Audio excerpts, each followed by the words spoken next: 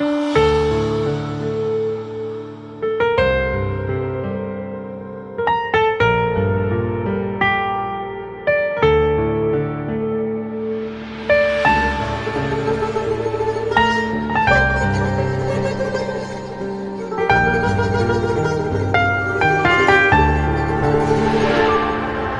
بازم کنار هم دیگه واژه بچین، راجع به چی؟ باشه بشین، چشاتو باز کن، یه لحظه مال من باش، یه لحظه بیا توی حس و حال من باش. پس میکروفونو به دست من تو بده بگم، از این زمونه و از دلی که تکه تکه است. هر آهنگ منم مساوی ذکر یک درد، جز اینم ندارم یه فکر بهتر. از جمونگی بگم که شده سمبل رشادت، ایران برا شده مثل صندوق تجارت. پس هنرمند وطن الان کجاست؟ نیست، اون تو زیر زمین میخونه چون که مجاز نیست.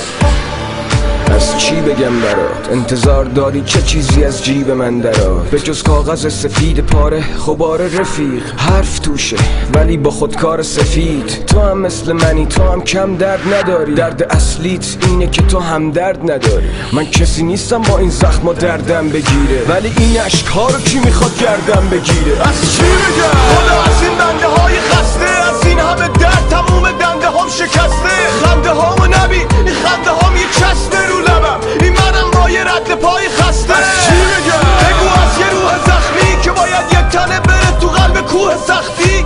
از روزهایی که خط خوردن توی تقویم، خبر میدن از یه اجتماع رو به تخریب. از چی بگم؟ از بچه های پایین شهر که غذا واسه خوردن دارن ماهی شهر، اون که تنها دلیل خوابش به عشق فرداست، تنها پاتوق عشق و حالش بهشت زهرا. یا که بگم از اون رفقای کاخ نشین که هستن تو واردات کالای ساخت چین.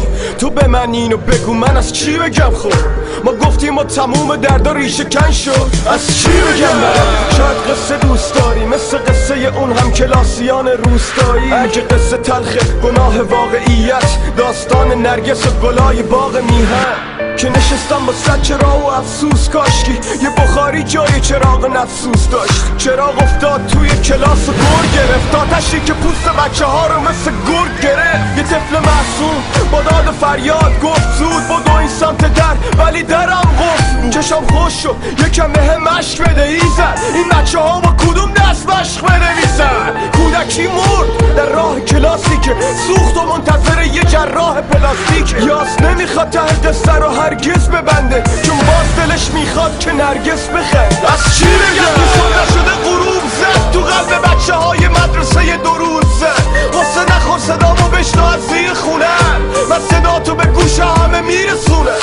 از چی بگم؟ دلی که فقط اسمش دله، یا عمری که نصفش عشق نصفش گله، یا از روح توی زندون که جسمش بله، آدم مجبوره که با شرایط وقفش بده. از چی بگم؟ بگو از یه روح زخمی که باید یک تنه بره تو قلب کوه سختی، ولی قسم به خدا قسم به روح تختی که من بدون ترس میرم به سوی تقدیر. خیلی خشن زندگی ولی حوصله کردم، تو فشن زندگی من یه مدل درده، ولی دفتر گذشته هامو ذره ذره کردم و اومدم جلو که پی درد سر بگردم. از چی بگم؟